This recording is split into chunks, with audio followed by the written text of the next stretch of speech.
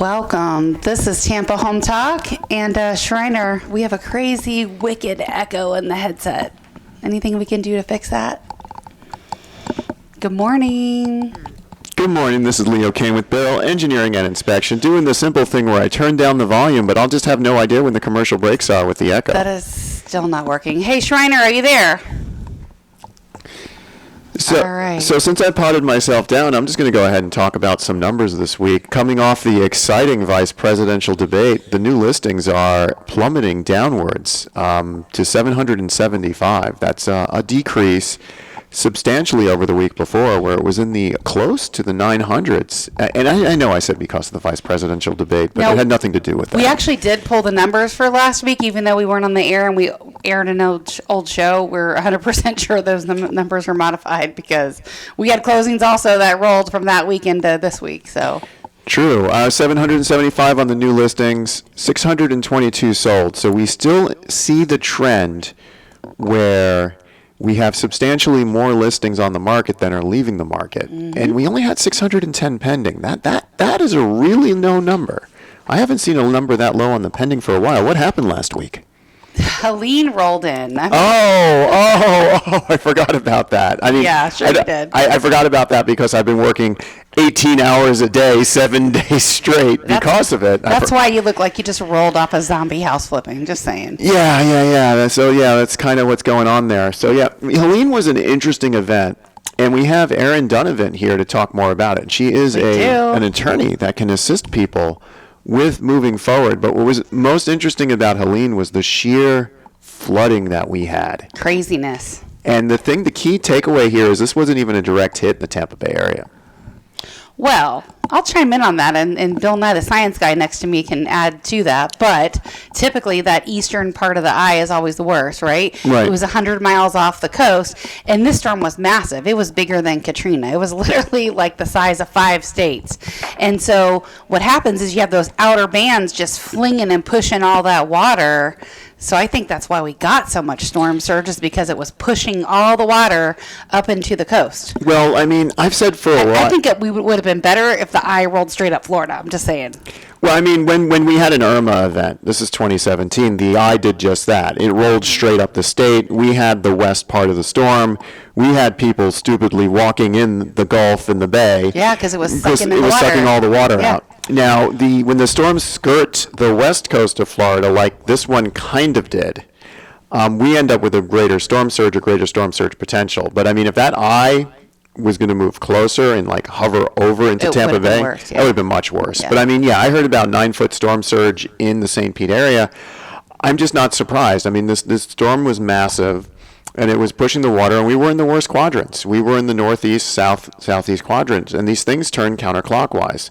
So when that southeast quadrant is hitting us, and you have to think, that eye is off the coast 100 miles. It is moving northeast. So the southeast quadrant's actually going to be closer to us than the northeast quadrant. That's where the massive storm surge is going to come in. And it was a huge storm. I mean, this thing was a Cat 1 when it hit Atlanta. Right, and that's like unheard of. And I mean, you have towns like Asheville, it's wiped off the map. Like they don't have cell phone service or roads. A hurricane damage that bad in the mountains. I mean, maybe it's to Kentucky. I mean, my goodness, Chicago, like this tropical storm in Chicago. Places in Richmond, Virginia, were suffering from flooding. So it was a crazy, crazy storm, and probably on record will go down as one of the worst damages. I think so too. Yeah, wise, just because of the sheer magnitude and how many states the hurricane hit. So it's Leah, very sad. Do you think this is like the 100-year storm that everybody Definitely talks not. about, or do you think this is like the global warming problem that's gearing up? This is, and I say it every May, I don't worry about anything that's happening in the tropics until late. From May until about October. I mean, Ian was a September 28th, 29th storm. Helene was a September 30th, October 1st storm. I don't really worry about anything. And in the things that I really worry about is something that forms in the October storm that forms in the southern Gulf. Like it's happening right now? That moves rapidly north. Those are the ones I worry about. So Helene fit all the check boxes. It was a rapid moving storm, formed in the southern Gulf and moved north. Now, they were trying to say there was a follow-up storm right behind it, which wasn't going to happen because all of that cooling engine, and I talk about this a lot, hurricanes are big cooling engines for the Earth. the more we have a quote-unquote trend towards global warming or climate change, the larger these storms get. That's scientific fact. Rapid intensification is an output of that. These storms are realizing that they don't have enough space to properly cool, so they rapidly intensify.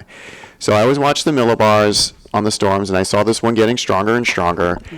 Everything that the storms are doing, I hate to say it, but storms are slightly getting easier to predict now. Now that everyone has come to terms with rapid intensifications, we've come to terms with the fact that if you compare Hurricane Charlie from 2004 to Hurricane Ian from 2022, it was the same storm. The same exact storm, same exact path, same exact everything. Only you could fit about 10 Charlies inside of one Ian. Yeah. These storms are just getting larger. So when we had a tropical storm warning for the entire state of Florida, that didn't surprise me. Now, another thing you have to keep in mind is the notifications on these storm events. They've broadened the cone of concern. They've broadened the ranges they'd put the warnings in and the watches. Now, some people say it's unreasonable. It's going to lead to people not being prepared. However, we were in a tropical storm warning hurricane watch when we had a 9-foot storm surge. That's proof that the new system and the new warning is proper. I mean, we didn't really have enough time to prepare for this storm, but as an October forming storm in the southern Gulf, we had just about the amount of time we were going to be given. I think we have to just stay prepared, right, as Floridians, and even those states north of us, I think probably have learned, like, this is not a Florida problem. Like, I think so many people thought, oh, those poor people in Florida, they get smacked with the hurricanes. Well, guess what? North Carolina did too, you know? So, I mean, it just goes to say it's not just a Florida problem anymore. I think, you know, with them talking about FEMA running out of money and all this stuff, they should put like a 0.25% tax on everyone, and all these wildfires, mudslides, flooding, like all this crazy stuff. There should be a natural disaster fund that helps Americans, but we have money still going overseas, which is nuts. So what makes these southern Gulf storms so dangerous, and now we're going to talk about our neighboring states, Georgia, North Carolina, South Carolina, Kentucky, Alabama. I can't believe I actually have a good geography now. We're going to talk about, so what makes these storms so dangerous is when you have the storm that comes across the Gulf, comes across the Atlantic, and then it curves up to the northeast, it curves. Mm-hmm. So those storms are going to hit the coast, Cape Hatteras, South Carolina. It might even impact Long Island. It's going to do that. When we have these Gulf storms, they have a habit of going through Florida, curving back around, and just kind of doing a death roll inside that southern east U.S. That death roll is what's going to produce a lot of rain. Now, those that can remember Hurricane Jeanne from 2005, those that remember that from West Palm, it parked. That storm literally parked outside of West Palm for 3 days, dumping water on it. Mm-hmm. That's what these storms, these southern Gulf storms that do the death roll in the Chattanooga area are going to do. And that death roll is just going to be a parked storm that's going to dump a lot of water. So whether or not it makes its way all the way through Jacksonville, Daytona, and then makes the left hook, that turn is parking the storm. Or this storm just goes straight in, goes through Big Bend, hits the areas in North Carolina, and just does the death roll there. It's just parked. And that now we are introducing flood. It's not necessarily the wind that's going to get you. It's the flood. And a lot of this storm for the Tampa Bay area was flood, trees uprooted because the ground was oversaturated. I went to Armature Works recently. Every single one of their trees by that Pearl complex were uprooted. Ooh, they didn't dig deep enough to put the trees in. They weren't properly rooted. Every single one of the trees came up. Oh my goodness. And that's what happens with flood. The ground gets saturated. It's the opposite of quicksand. It's not holding anything in place, Lifts it up. And everything gets lifted. I saw entire houses get moved, bumped into each other. I mean, just crazy stuff. Carolinas footage is crazy. It's missing nuts. Pieces of roads, missing pieces of bridges. Well, like Asheville, I think they said 4 out of 5 of the highways and the major roads coming into their town are just gone. One road. It's major. Yeah, it's major devastation in the Carolinas. And you had mentioned a parking hurricane. That reminded me of Harvey was another one that rolled into Texas like that. In Houston. Parked. And people who were not in flood zones flooded. Mm-hmm. It was a real mess. So And I mean, earlier this year, we had flooding from non-flood zones. We had Hurricane Beryl that came through. We had Ideala last year. These were all non-parking.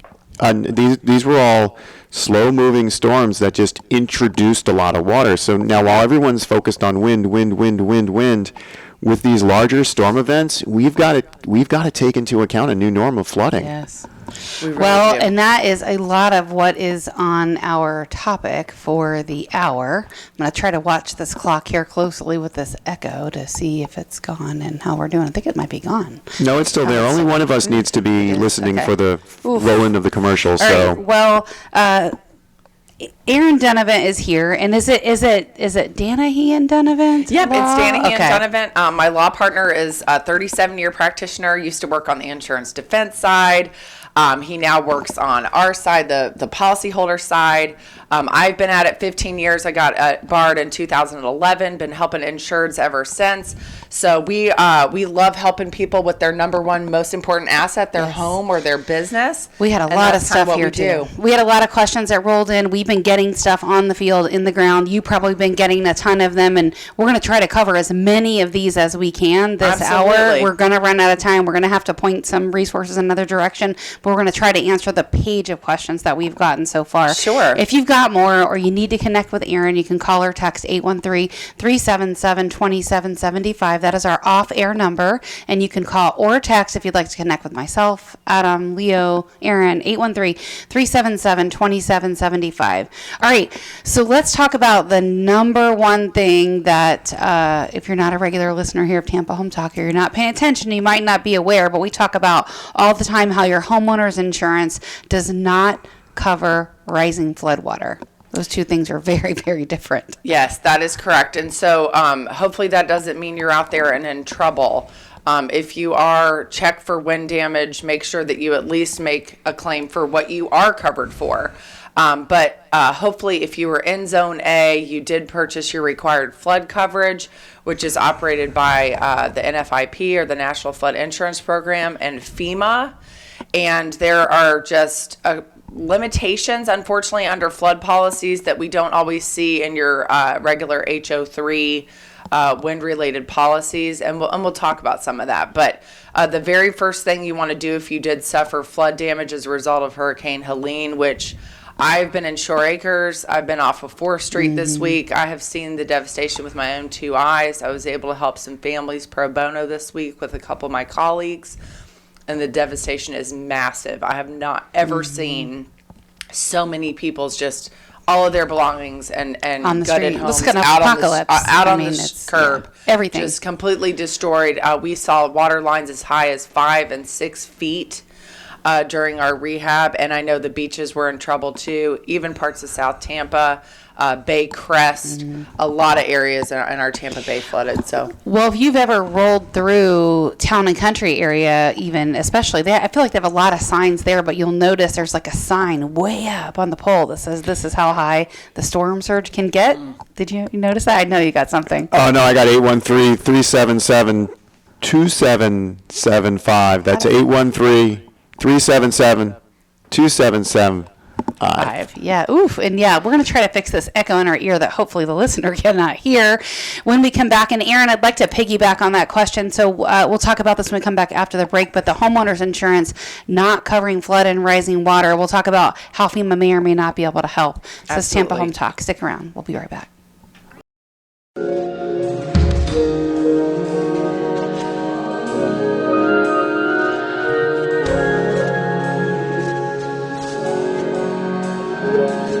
The highlights of the day, we are talking all about Hurricane Helene. We did a little bit of History Channel or Weather Channel or other network type histories of the hurricanes, which is what I get fascinated by. But that doesn't really help people who have been impacted by the storm itself, which is why we have Aaron Donovan here to help us. And we have a lot of ground to cover. We got a lot of questions that rolled in this week, Leo, a ton. Let's hit 'em. So, Aaron, let me just touch on that really quick, because I know there's probably a lot of people listening that were impacted by flood waters, only have homeowners insurance, they have no flood insurance. Can FEMA help them? there, you can apply for a certain type of relief. There's also, I know one of my families that had this problem before. They applied for like a small SBA loan. So there are some resources out there. I would also go to your local church, et cetera. But the FEMA helps facilitate flood policies. That's basically their main. So hopefully you have your flood.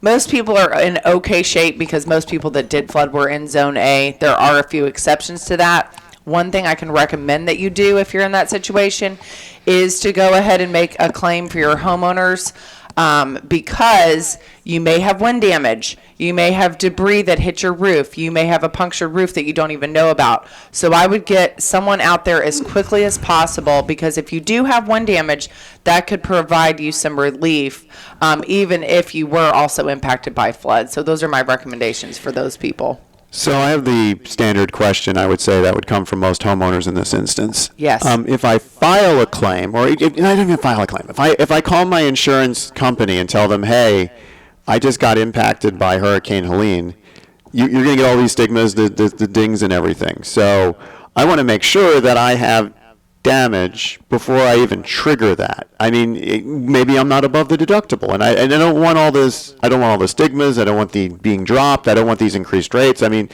it's almost like let me ask paying a question. for protection here, like the old 1920s Chicago style. Yeah. And I feel bad if I contact my insurance company early. So when do I know I need to contact them versus when I probably should? Quick question before you go into that, because I think you should be able to contact your agent first, right? Without actually alerting the insurance carrier. That's a great resource. You could call your agent. Adam Talley, who's one of our hosts here. He's a great insurance agent. If you work with him. Another option is to work with a public insurance adjuster. They're trained to look for damage, but they don't work directly for the insurance companies. They work for policyholders. So, and normally they'll do a free consultation. So they could get up on your roof, check for wind damage, check your windows, do moisture readers around your windows, do different things that could assess your home for wind, and then be able to tell, well, hey, you have a $25,000 wind deductible, or maybe you only have a $2,500 wind deductible, but it doesn't look like you have that much wind damage. They would be able to assess that to answer Leo's question, which would mean, okay, well, is it economically smart for me to make a claim and then have, another claim on my claim record? We live here in Florida, and sometimes I always think you should talk to someone else first before you talk to your insurance carrier. Just have that conversation with someone that can help you, give you some more information before you do that. So what does flood insurance cover? Storm surge? It does cover storm surge. So those folks in the beaches that are struggling, I've seen numerous photos and videos of just homes filled with sand still from where the surge came up and went back down. Yes, you should all make flood claims. If you haven't already, do so immediately. Is there a deadline to do that? You have to file what's called a proof of loss on your flood policy within 60 days, and it also has to include an estimate. Does that get notarized? Yes. So you're doing it under oath. Now, keep in mind, you have to use the NFIP's form. They're very strict about that, and you have to do it within 60 days. Sometimes they will allow you extensions. Like in our scenario with Helene, we're so backed up. I talked to numerous homeowners when I had my boots on the ground last 2 days that hadn't even heard from their adjuster, hadn't been called back, and hadn't had an inspection scheduled yet. So what should they do? Like if someone's in that situation, they know for sure they've got damage, they know they're making a claim, what are some of the first things they need to do? That's a great question. So I have a couple of recommendations just from doing this for so many years. One of the things that you can do is go through and take pictures and videos of all of your damage. Grab pictures of the flood lines. Make sure you show them where the flood line was. With a ruler, right, is a good way to do that? And a measuring tape or ruler is a great way to do that. Yeah, so what I recommend doing is walk around at least one side of each of the outside, get that yardstick or measuring tape or what you have handy, extend it down from the ground. You're going to have a dirt line on your house. Get a picture of it from up close and then get one from further back. Yep. Do that at each elevation or each side of your house. Then do that in your individual rooms. So inside, okay. Get one from the living room, get one from the bedroom, get one from the guest room. But the more photos you take, the easier your claim process is. Before you start ripping drywall out and cleaning Oh, definitely. Absolutely. The more you can do before, I have to fly up to Pensacola next week for a trial on a flood where they're arguing all these things, but what the main thing the defense is taking the stance on is that most of the tear out happened before the first person, the public adjuster, the field adjuster, before anyone got out there. The tear out company went to town, and the tear out company didn't take their photos. Yeah. So that's what's pushed this one the distance. But if you take good photos up front, things will settle. They just don't want to. They don't want to push a bad case forward. They'll push a mediocre case the distance, but a bad case they'll want to settle. And the easiest way to do that is to document as great as possible. Like for me, and I always recommend every May, I take about 200 photos of my property. I was going to say I had two questions Before to piggyback pictures are on. So great. do you Yeah. need those before pictures, or do they just help you in the event of a litigation? I think it's great to have before pictures. I think if you take Leo's rule of thumb and every May just take pictures, because your furniture could change, your contents could change. You never know. So it's always important to get those before pictures. Another thing that you can do too is take moisture readings. I mean, if you're real savvy and you're good with that type of thing, you could take moisture readings on your drywall before you rip it out. So Buy a moisture meter at Yeah, your local so- hardware store. Yeah, I mean, if you're at the point. usually a company will do that for you, but Yeah. it's just something to think about if you can't get someone out right Yeah, I mean, away. if you're at the point where you're flooded and you want to take the photos, I wouldn't recommend just having one for the initial like pre-storm. Oh, yeah, ones. no. Yeah, that's what we were Yeah. talking about. So I think we might have confused them. But yeah, you can get a moisture meter. You can get one with little prongs. Not recommended for the professionals that are going to use it, but if you're testing stuff that you know have a flood line above it, yeah. And the other key thing to keep in mind, and I'm saying this as a licensed mold assessor, is 72 hours after your storm event, mold is growing. So if you're in a beach area and you're not permitted access to your house for 3 days, or you had some flooding and your electricity's been down for more than 3 days, you have mold. What's the best way to try to deal with that on your own if you haven't heard from a public adjuster? Well, I mean, if you have mold in your house because you don't have electricity for 3+ days, you're going to need it properly treated and remediated. There's no other way around it. I mean, getting your AC on, the simple things, getting AC on, getting fans running, but that all takes electricity. Mm-hmm. And I know we had a lot of very sad stories over the weekend where St. Pete was doing, and that's what the power company does. They just start putting stuff back online, and they see what transformers then defuse, and then they try and figure out more issues. That's why they tell you to stay away from down power lines, because the way the power company works is they're just going to energize everything and see what's still broken. Well, that caused a bunch of fires because these houses were in flood condition. And that's just the way they have to operate, because if you don't operate that way from the power company side, you will never get everyone back in power. So let me ask you that from an attorney litigation perspective. You got impacted by flood waters and your house caught on fire. Is your homeowners going to cover it at that point because your house is on fire? It's a really interesting scenario. So from a purely legal perspective, I think the fire would actually be an ensuing or proximate cause of the flood. So they would try to avoid it, is what you're saying. And so I do believe that you would still be afforded coverage under your flood policy technically, because that was the catalyst. Mm-hmm. However, it's very good that most HO3 policies and most of your indemnity policies cover for fire in the event that the flood carrier says no. So that's always something that you want to check your policy for. But I think technically speaking, like those of us who had, we saw stories of electric vehicles, or I had a friend whose electric couch caught on fire. Those situations, I think it would be an ensuing loss of the flood. I'm curious to see what you think about that, Leo. I mean, concurrent loss, ensuing loss, these are things that I deal with all the time. I've had several cases from Ian where Can you break those down really quick, Leo, for the listener? Just a So short version. concurrent loss, and I was about to do that, and I think we're coming up on our break soon. So, Are we? 2 minutes. we have the music We do? rolling in. Okay. So ensuing loss is basically where A happens that triggers B. So what'll happen is you'll have the flood that triggers a fire when they turn the electric back on. Concurrent loss, and this is what I dealt with a lot down in Fort Myers during Hurricane Ian, is you have the wind damage first, and at the same time the storm surge then came and took the home away. Right. So it was saying the timeline of when the two damages happened. And then that's what makes it concurrent loss. We'll have to talk about a little bit more after the break because I think we're coming up really close. So it's 813-377-2775. That's 813-377-2775. Don't go any. Yeah, we'll be back right after the break. Yeah, so that.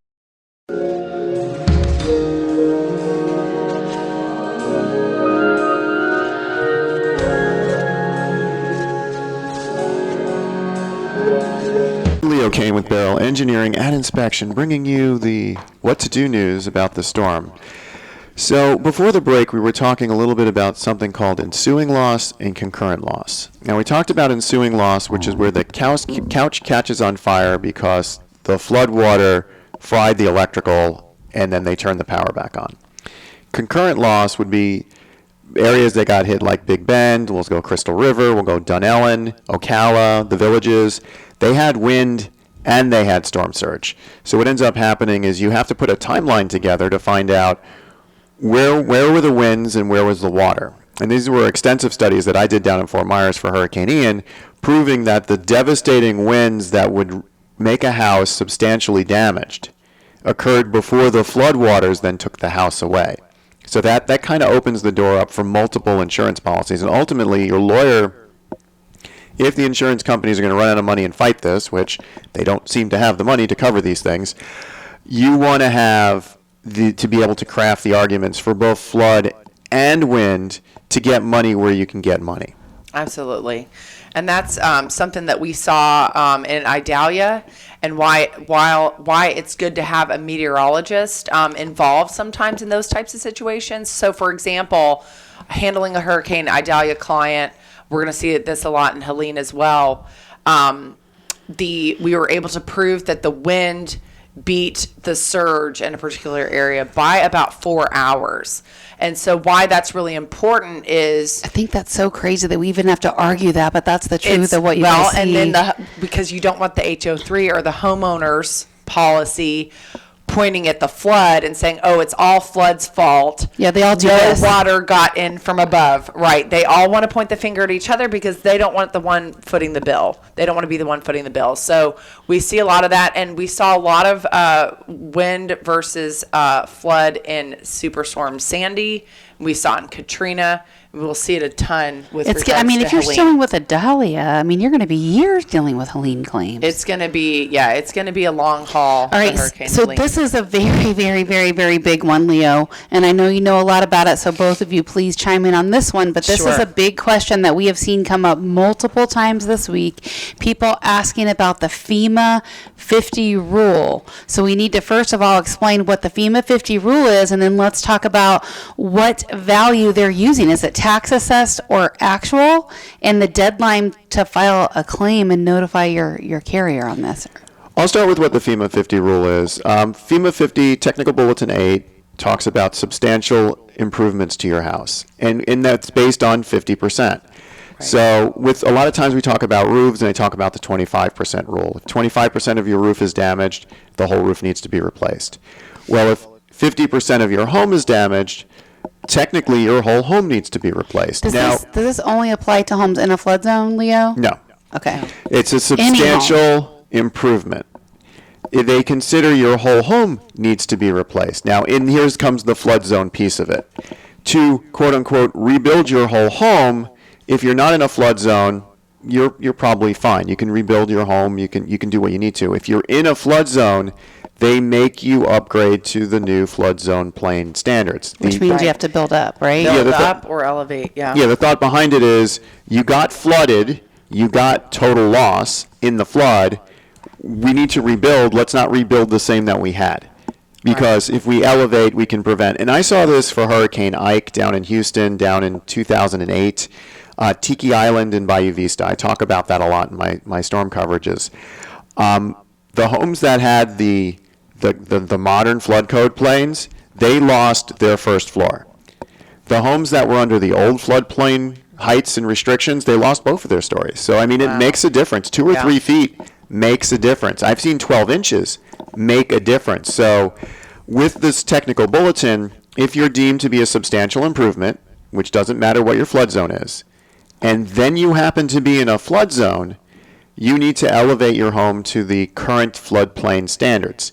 Now, it's based on the property appraiser value, Yes. which ends up hurting you because the property appraiser value is generally 80% of what market value could be. Or lower. If you've been Or in your home lower. for a long time, It it's can going be to be lower. lower. Yeah, so it's based on the property appraiser, but on the plus side, it's based on actual construction. So engineering fees, So permitting that was the fees. question. So general it's conditions. based on the tax assess, but they're using that 50% value from the actual cost that you Of get from the construction, contractor. which is why when you apply for permits, they make you fill out the FEMA 50 paperwork. A lot of times, Hillsborough County makes you do it. Pinellas makes you do it.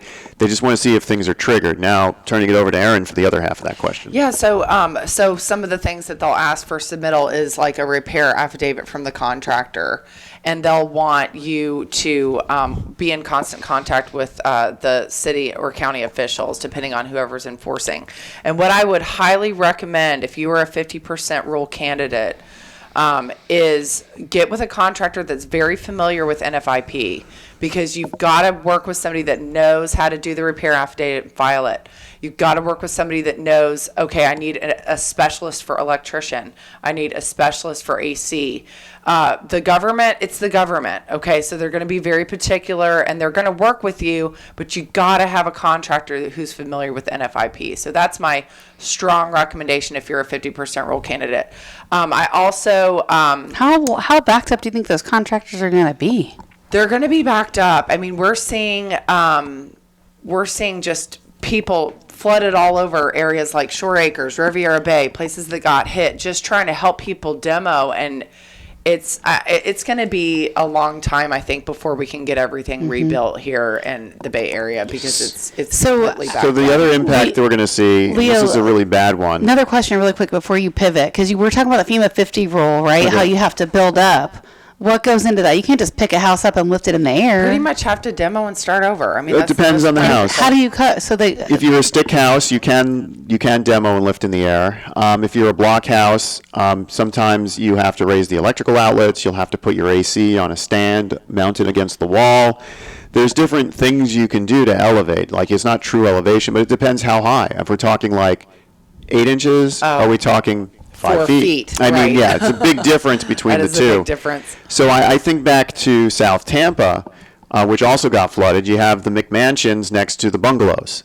The bungalows are not within the floodplain requirements. The reason why we have all those McMansions down there is they had to be elevated anyway. So if you're going to elevate, create this huge monstrosity down there. So a lot of these bungalows, they don't meet those criteria. The bungalow style that you see in South Tampa is modeled after Seminole Heights, Ybor Heights, Tampa Heights. Keyword in all three of those, heights. So while South Go Tampa figure. was flooded, completely flooded for days, Ybor Heights, the area that I live in, we had no real issues. Yeah. And because we're elevated and we have the same home style. So we didn't have the flooding that the lower lying areas have. So kind of these McMansions are to fix the mistakes of allowing those bungalows in these areas that they shouldn't have been in.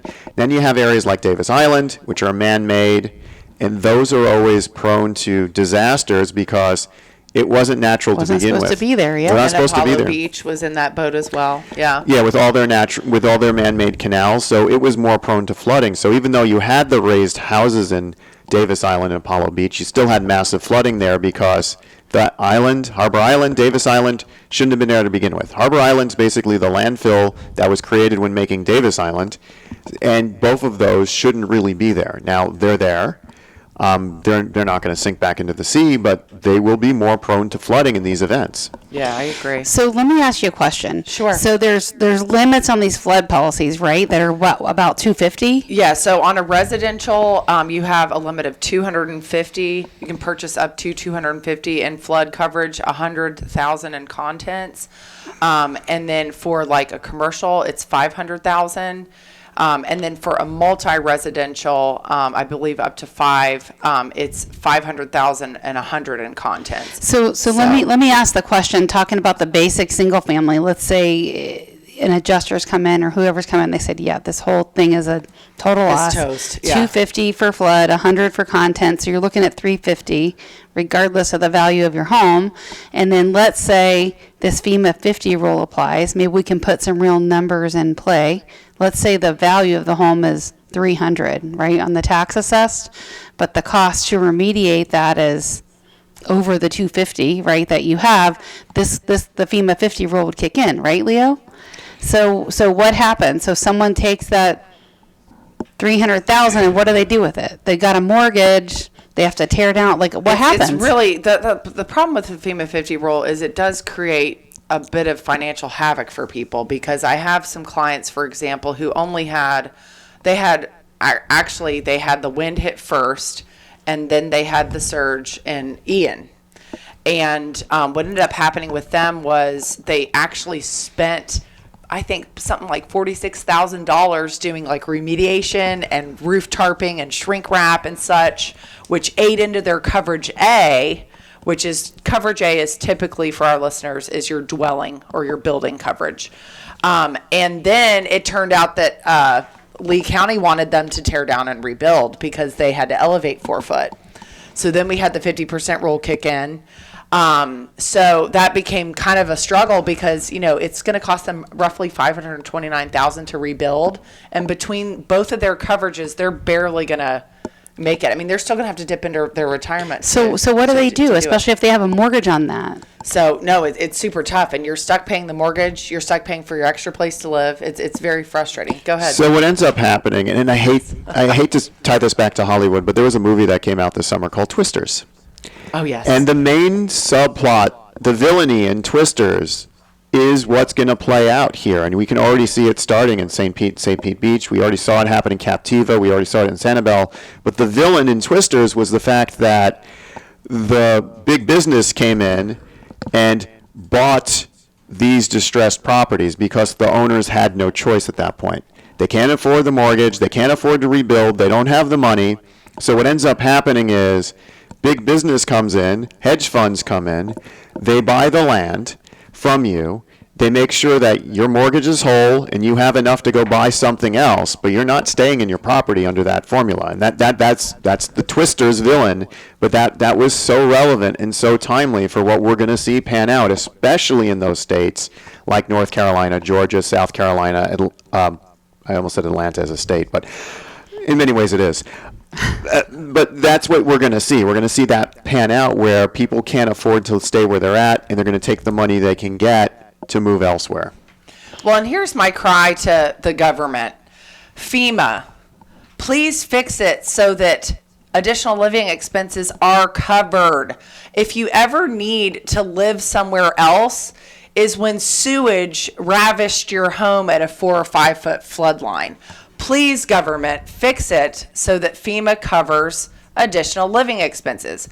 I mean, it's just unfortunate that that's not part of your coverage for flood, and it's leaving a lot of people in quite a lurch.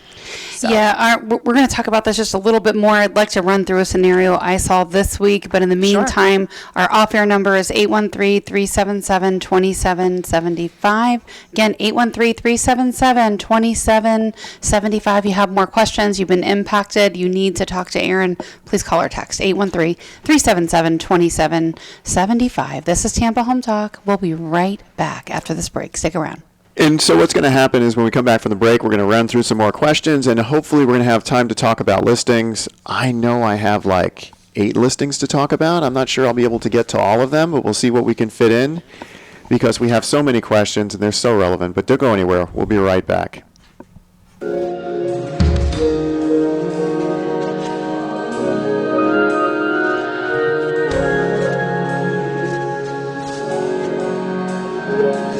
23815 Estero Court in Land O'Lakes. This is a beautiful, they open houses on Saturday from 11 to 1. Beautiful $475,000 home, just placed on the market, 3 bedrooms, 2 bathrooms, gated golf community. Plantation and Palms. All of these things I'm about to say are less than 3 years old. Roof, HVAC, water heater, garage door, refrigerator, and microwave. Come see us on Saturday, 11 to 1. On the water with a pool, too. The next one I have for you, this is a neat one, also on the market for less than a week.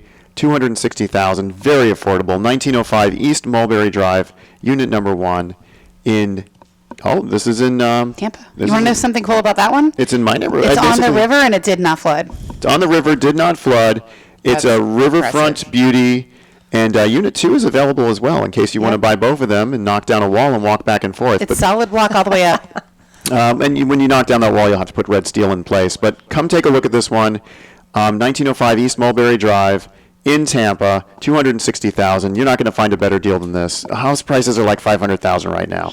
Anyway, let's jump back into the questions. All right, so let's go back to that really quick scenario. Okay, let's say I don't know what the tax assessed value is, but let's say it's $300K, right? Because that's what we're using for the FEMA 50 rules. What the tax assessor says it's worth, and then essentially they have $250 limits on their flood and $100 for content, so that's $350,000. And let's say that most of that house, if the damage is over what the limit is.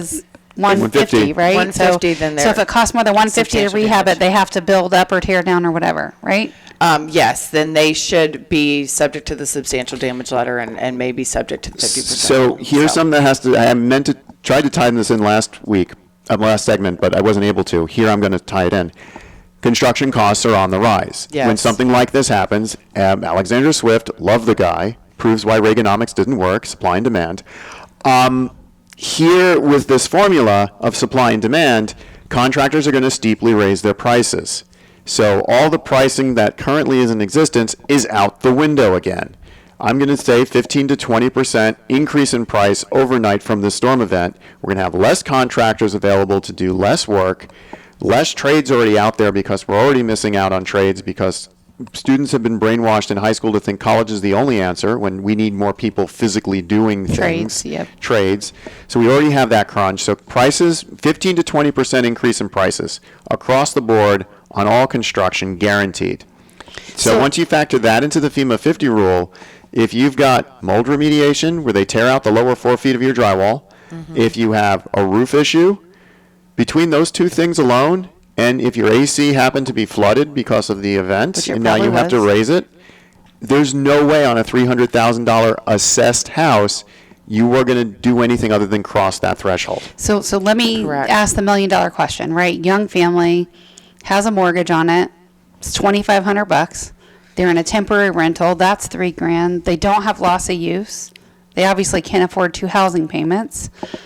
They're not going to have a choice probably other than to short sale. Because I think even, you're not going to be able to raise that, right? They got to tear down and rebuild. So with that being said, knowing it could take, a year or more to even get a payout on the claim? It could take a year or more, that's correct. So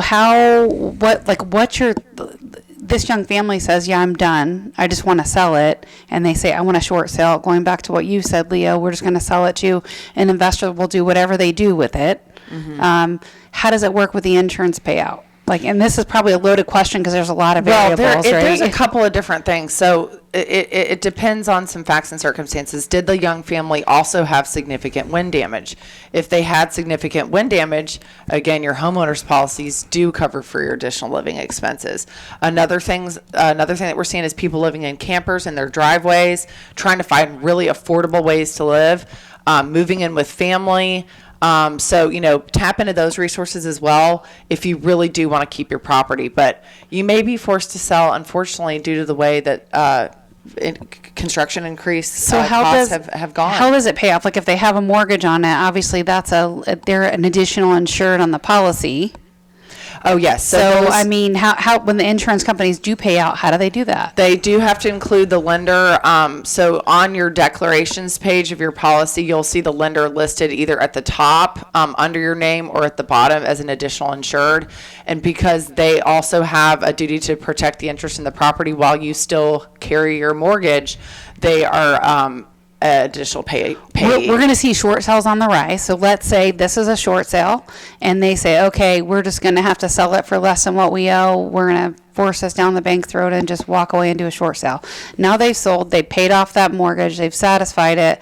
What do you think is going to happen with these pending claims? So that's a really interesting question because a case just recently came out from the 4th District Court of Appeals that addressed this issue, which basically said that it was a scenario where there were a few little nuances, which I could get into probably in a whole nother show, but basically it's become a bit more difficult to get your money back on a pending claim once you've sold, unless you can show that you spent some money on the repair work before you sold. Oof. So that's and I position. actually did have a couple that moved from Florida to Texas. Claim was pending, but thankfully they had saved all their receipts, saved all the had shown their work essentially, and we were able to get the payout from the insurance company still. What if you prove that you had to sell the home at a loss? Like I could have sold this thing at $450. It was in good shape. I had to get rid of it for $300 or less. I'm out $150. Right. Does that become damage that you can see? I am actually playing that out right now. I'm doing some test cases on that. I do think I have recovered under forced place policies and other types of scenarios that way. So I've got a couple test cases going right now. So I will take that question under advisement, but that is something we're exploring because that is a true value of the loss. Yes. That is a true value of the loss. And I think as long as you submit your estimates properly to the carrier and follow all of your other rules, it's definitely at play. So at what point should someone hire an attorney, talk to an attorney? A lot of people are having questions. How can they afford an attorney when they already have everything wiped out? What's your thoughts on that? And there were some recent law changes as well, right? Yes. So there's a lot of moving parts to that question, but I'll do the best I can to hit the high points. in 1 minute or less. Yes. So I in late 2022, December of 2022, they abolished the attorney fee statute. So it used to be that at least under homeowner claims, so there was never really attorney fee statute under flood claims, just so that there's flood claims and then there's wind claims, right, for the purposes of Hurricane Helene. And under the flood, the FEMA rules, there was never really attorney fees. You have to file in federal court, and you're going to end up with a bench trial. If you have a wind policy, like with Allstate or State Farm or something like that, you're usually filing in state court. You get a jury trial, and you used to be able to recover attorney fees. That, unfortunately, law got abolished in late 2022, and so there is no right to recover attorney fees. So they have to pay you directly or hourly or whatever? You basically have to pay us out of your indemnity money, kind of like a personal injury attorney. Final question, and we already out of time, but my neighbor's tree did damage to my house. Shouldn't I file a claim on their policy? So my recommendation is if you have homeowner's coverage for falling object, you can file it under your own, and then your own insurance company can then subrogate from the neighbor's policy. Right. That's probably the cleanest way to do it. Tampa Home Talk. We're out of time. Thanks, Erin. Thank you guys for having me.